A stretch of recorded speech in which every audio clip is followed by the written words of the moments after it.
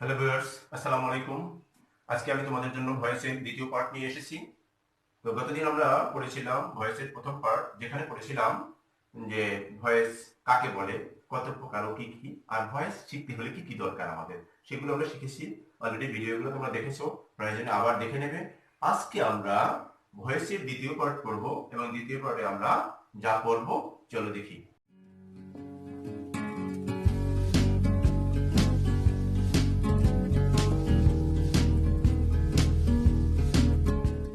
আমরা আজকে assertive sentence করব। অ্যাসার্টিভ সেন্টেন্সের ভয়েস চেঞ্জ কিভাবে করতে হয় তা শিখব। তো আমরা অ্যাসার্টিভ সেন্টেন্সটাকে দুইটা পার্টে ভাগ করে নিয়েছি। আমি আজকে অ্যাসার্টিভ সেন্টেন্সের প্রথম পার্ট, তার মানে ভয়েস শিখতে গিয়ে আমরা দ্বিতীয় পার্টটা, আমার তৈরি করা যে পার্টগুলো রয়েছে তার মধ্যে দ্বিতীয় পার্টটা আজকে আমরা শিখব। তো সেক্ষেত্রে ভয়েসের প্রথম পার্টে শিখবো অ্যাসার্টিভ সেন্টেন্সের 5টা নিয়ম শিখবো আজকে। সেই 5টা রুল শিখবো, 5টা স্ট্রাকচার শিখবো। সেই স্ট্রাকচার দিয়ে, একটা স্ট্রাকচার দিয়ে আমরা সিম্পল সেন্টেন্সের মানে সিঙ্গেল অবজেক্ট যুক্ত সেন্টেন্স যা সেই সিঙ্গেল অবজেক্টযুক্ত সেন্টেন্সের সবগুলো টেন্স দিয়ে কিভাবে করতে হয় তা এখন শিখে নেব। আমি মাত্র একটা স্ট্রাকচার দিচ্ছি, তোমাদের খেয়াল করো, ভালো করে খেয়াল করলে অবশ্যই বুঝবে। ভয়েসে কোনো কঠিন কিছু নেই। আর ভয়েস শিখতে হলে অবশ্যই মনোযোগী হতে হবে। আর ভয়েস অত্যন্ত ট্রান্সফরমেশনের একটা অত্যন্ত গুরুত্বপূর্ণ অধ্যায়, অবশ্যই আমরা ভালো করে খেয়াল করব। এখন দেখতে পাচ্ছ আমি দুইটা ফরমেশন লিখেছি, দুইটা স্ট্রাকচার লিখেছি। স্ট্রাকচার দুটো হলো এএফ। এএফ মানে অ্যাক্টিভ ফরমেশন, পিএফ মানে প্যাসিভ ফরমেশন।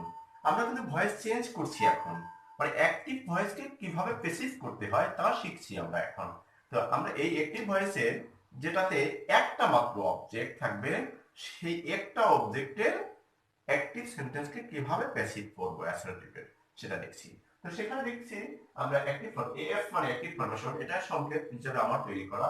তো সংকেতটা হলো AF active formation, S plus V plus O, S subject, V verb, O object. তারপরে পিএফ মানে প্যাসিভ ফরমেশন, ও এর ভিতরে একটা এস লিখেছি, মানে অবজেক্টের সাবজেক্টিভ ফর্ম।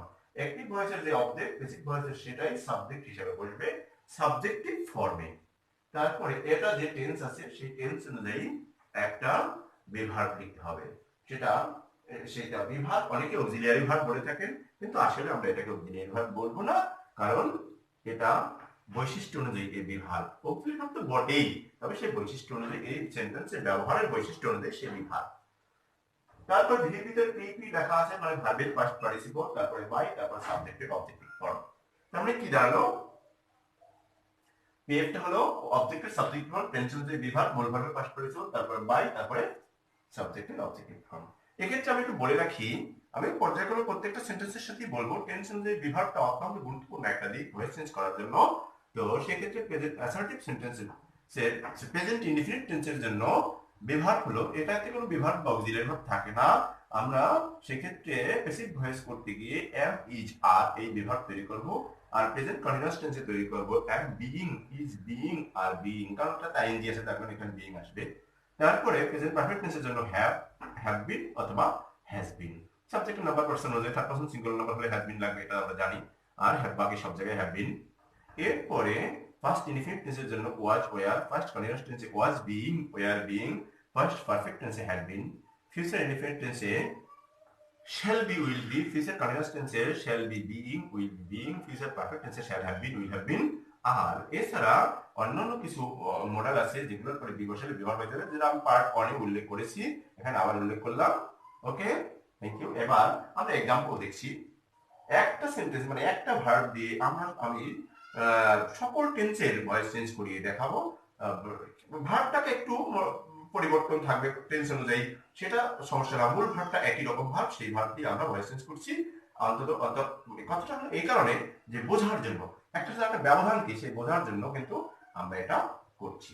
দেখি example.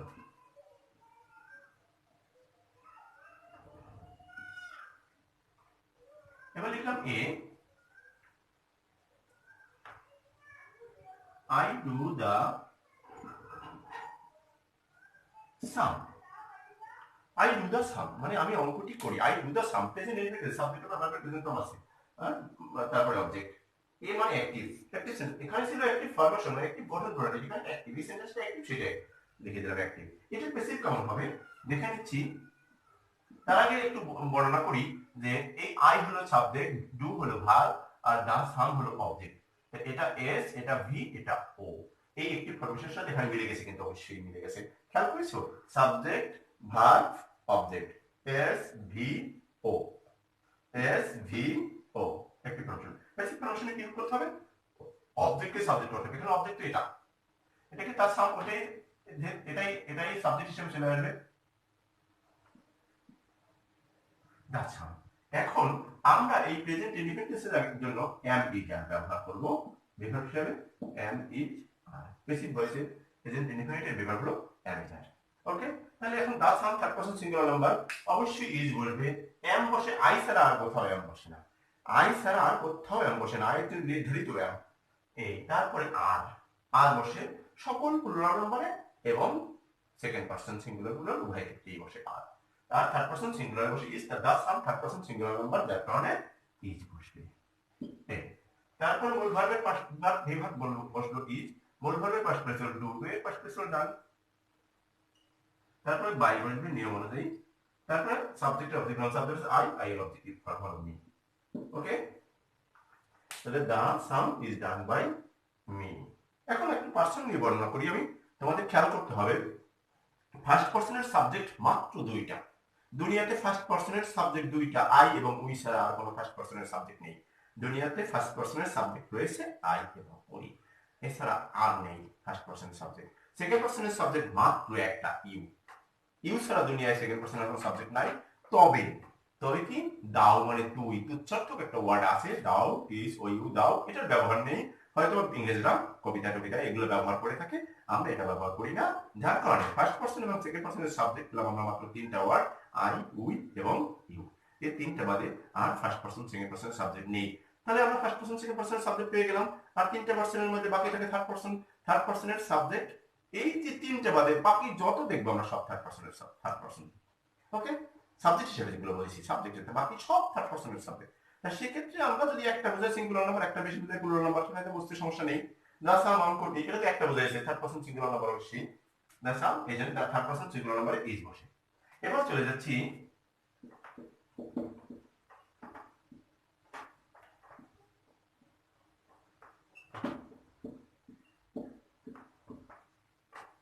I am doing the sum।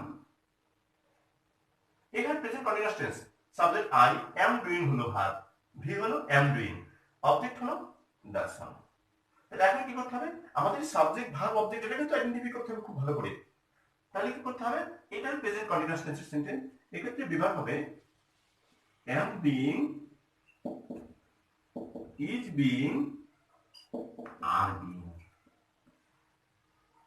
ওকে, তাহলে অবশ্যই অবজেক্টের সাবজেক্ট করে দিই, the sum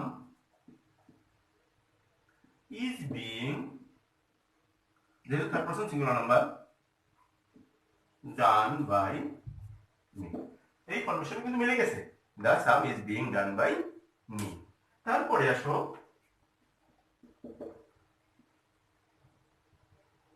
I have done the sum, এটা প্রেজেন্ট পারফেক্ট টেন্স, বিভাগ হবে have been, has been, have been অথবা has been। has been বলবে শুধুমাত্র থার্ড পারসন সিঙ্গুলার নাম্বারে। এক্ষেত্রে সাবজেক্ট আই, হ্যাভ ডান হলো ভার্ব, দা সাম হলো অবজেক্ট। আমরা অবজেক্টকে সাবজেক্ট করে নেই, দা সাম। দা সাম থার্ড পারসন সিঙ্গুলার নাম্বার, অবশ্যই has been হবে, has been done by me। এই ফরমেশন মিলে গেছে। অবশ্যই খেয়াল করতে হবে, ফরমেশন যদি খেয়াল করতে হবে তাহলে ভালো করে পারা যাবে, নতুবা এটা বোঝা যাবে না। ওকে, আমরা present indefinite, present continuous, present perfect, এই তিনটা টেন্সের আমরা তিনটা সেন্টেন্স দেখলাম, তিনটা সেন্টেন্সের ভয়েস চেঞ্জ করে দেখলাম। এবার আমরা ফার্স্ট টেন্সে চলে যাচ্ছি। ফার্স্ট টেন্সে গেলে কি হবে দেখা যাচ্ছে, অল্প অল্প একটু ব্যবধান হবে, আমরা এগুলো মুছে ফেলি। ব্যবধানটা হবে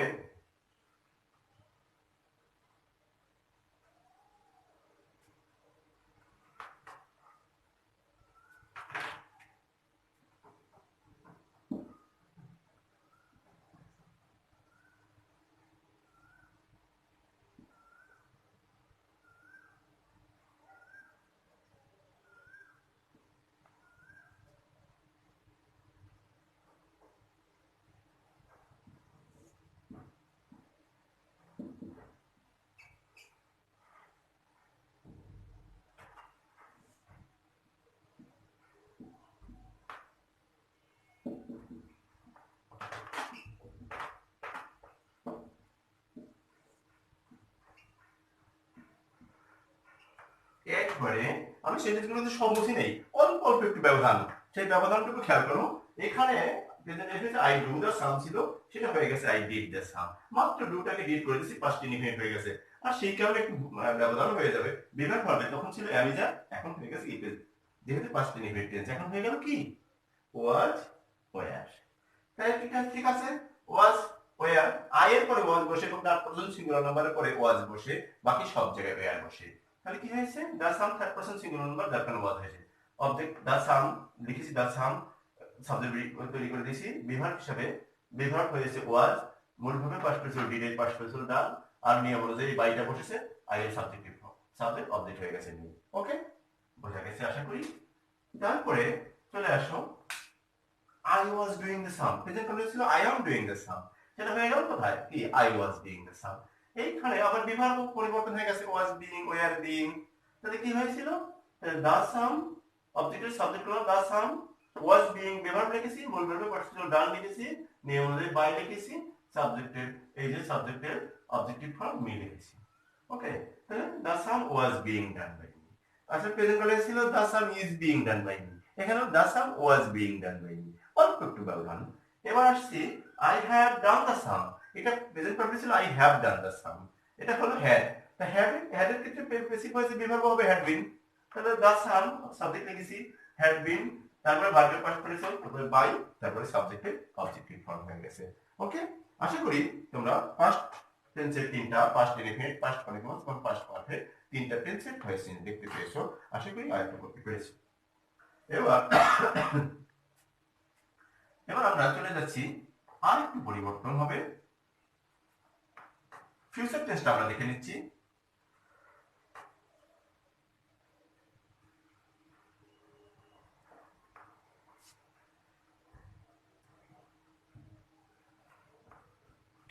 ফিউচার টেন্স সাবজেক্টের পরে শ্যাল উইল, তারপর ভার্বের present form, I shall do the some, the some will be, the sum will be done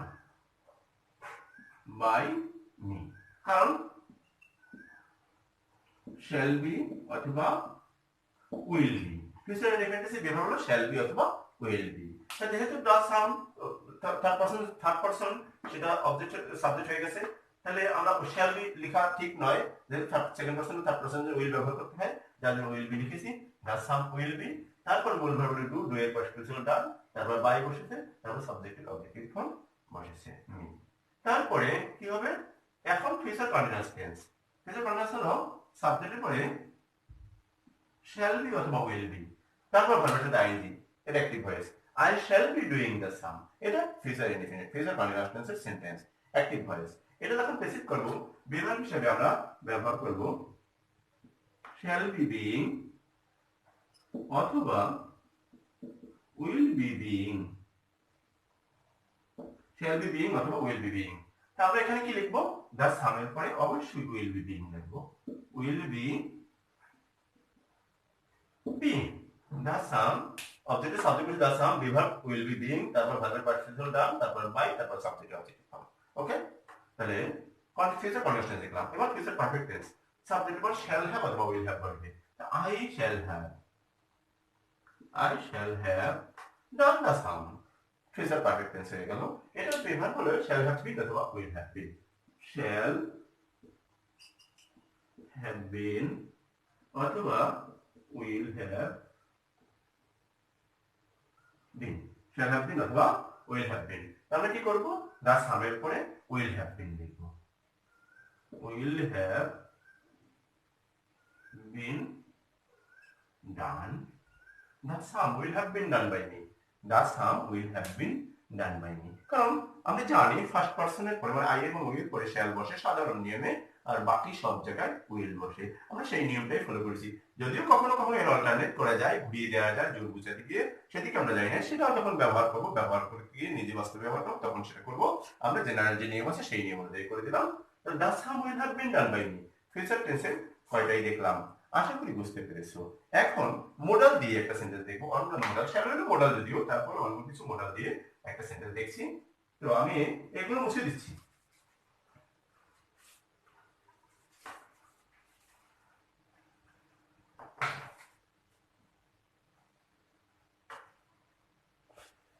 I can do the some.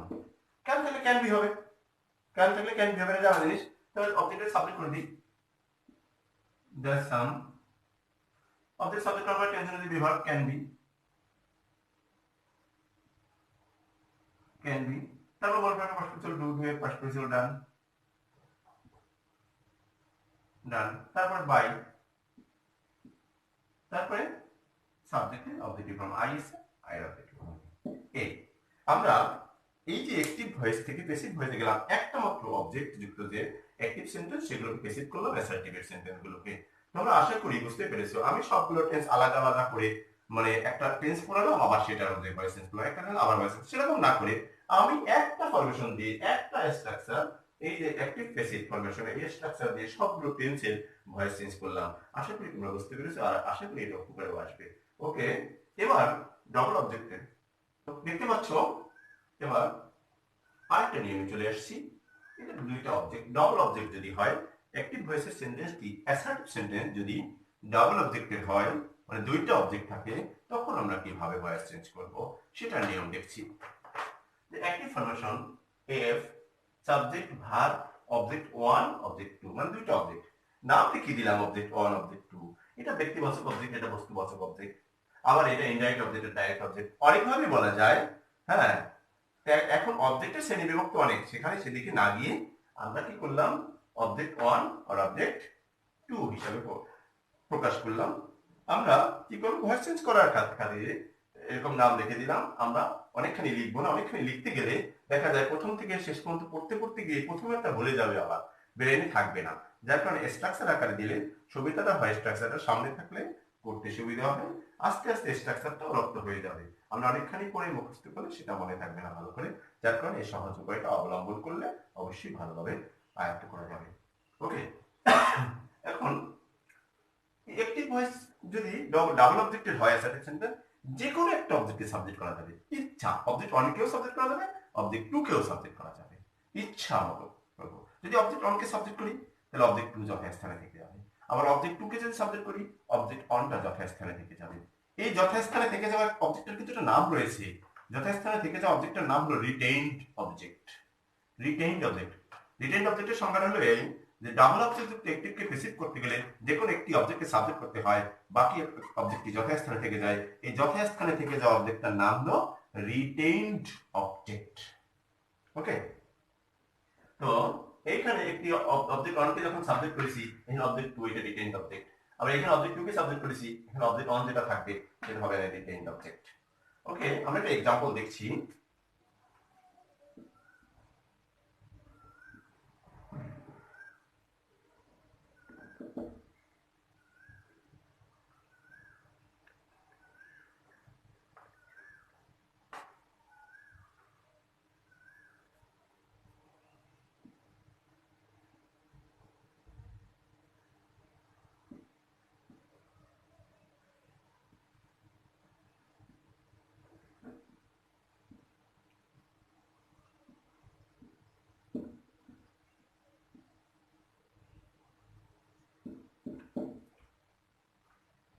The moon gives us light। এখানে দেখা যাচ্ছে সাবজেক্ট তামুন, ভার্ব হলো gives, object 1 হলো us, object 2 হলো light. The moon gives us light। এখানে দুইটা object রয়েছে, us একটা অবজেক্ট, আবার লাইট আরেকটা অবজেক্ট। আমরা ইচ্ছে যেটা খুশি আমরা সেটা সাবজেক্ট করব। যেমন অবজেক্ট 1 কে যদি সাবজেক্ট করি তাহলে কি হবে, উই। আজকে সাবজেক্ট করলে উই হবে। আবার এটা present indefinite tense before by আমি যা, উই পরে আর, উই আর। মূল ভার্বের পাস্ট পার্টিসিপল, এই নিয়মটা করছি। মূল ভার্বের পাস্ট পার্টিসিপল গিভেন, তারপরে অবজেক্ট 2 যথাস্থানে দেয় লাইট, এখান থেকে যাবে, তারপরে বাই, তারপর সাবজেক্ট অবজেক্ট হল সাবজেক্ট দামুন, ওইটাই হবে অবজেক্ট। নাউন গুলো কখনো তো পরিবর্তন হয় না, দামুন এটা অবজেক্ট হলো সাবজেক্ট লাইট। তাহলে we are given light by the moon. যদি দ্বিতীয় নিয়মে করি, দ্বিতীয় উদাহরণটাই করি, তাহলে কি হবে, লাইট অবজেক্ট 2 লাইট, এটা সাবজেক্ট করি L I G H T, light, light.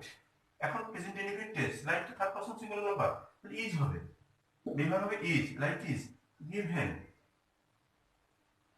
Subject object to যথাস্থানে অবজেক্ট অল যথাস্থানে আস এখানে থেকে যাবে us light is given us by the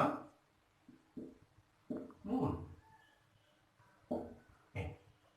তাহলে কি করলাম আমরা দুইটা অবজেক্টে যে কোনো একটাকে সাবজেক্ট করলাম আর অন্যটা আছে। এখন দেখো প্রথম নিয়মটা কি হয়েছে we are given light by the moon. এখানে লাইট হলো দ্বিতীয় অবজেক্ট ছিল সেটা যথাস্থানে কি সেটা রিটেইনড অবজেক্ট এই সেন্টেন্সে। আবার এইখানে আস হলো প্রথম অবজেক্ট ছিল এটা আমরা যথাস্থানে রেখে দিয়েছি আর দ্বিতীয় অবজেক্টকে সাবজেক্ট করেছি যার কারণে এটা রিটেইনড অবজেক্ট। ওকে আমরা এটা বুঝতে পেরেছি। এখন যদি আরো বলি mister Rahman teaches us English হবে কি we are taught English by mister Rahman অথবা English is taught us by mister Rahman. আবার বলা হয় the cow gives us milk তাহলে হবে কি হয় হবে milk is given us by the cow অথবা অথবা কি হবে we are given milk by the cow. Okay he gave me a book I was given a book by হিম অথবা a book was given me by him. এরকমের the hen gives us eggs eggs are given us by the hen অথবা we are given eggs by the hen। আসলে আমরা double অবজেক্টের এই sentence গুলো একটু চেষ্টা করে আয়ত্ত করব। এই ফরমেশনটা একটু ফলো করব যে একটি formation subject verb object on object to basic formation object অনেক সাবজেক্টিভ ফর্ম তারপর বিভাগ তারপর টেনজেন্ট যে বিভাগ একই রকম কথা আগে যা বলেছি তাই তারপর মূল ভার্বের পাস্ট পার্টিসিপল ভিটিপি মানে ভার্বের পাস্ট পার্টিসিপল অবজেক্ট টু এটা যথাস্থান থেকে যাবে বাই তারপর সাবজেক্ট অবজেক্টিভ ফর্ম। যদি অবজেক্ট টু কে সাবজেক্ট করি তাহলে অবজেক্ট টু সাবজেক্ট করলাম টেনশন যে বিভাগ মূল ভার্বের পাস্ট পার্টিসিপল অবজেক্ট অন এখানে থেকে যাবে তারপরে বাই তারপরে সাবজেক্টের অবজেক্টিভ ফর্ম। ওকে আশা করি তোমরা এই দুইটা নিয়ম বুঝতে পেরেছো আর অবশ্যই খেয়াল করবে ভালো করে চর্চা করবে আর যদি যত বেশি চর্চা করবে ভয়েস চেঞ্জ ততই ভালো পারবে নতুবা নয়। আর পরিশেষে কথা হলো আমার এই চ্যানেলটি যদি আমার এই ভিডিওটি যদি ভালো লাগে তাহলে অবশ্যই লাইক কমেন্ট শেয়ার করবে আর যারা এখনো আমার চ্যানেলটি সাবস্ক্রাইব করোনি অবশ্যই সাবস্ক্রাইব করতে ভুলো না যেন।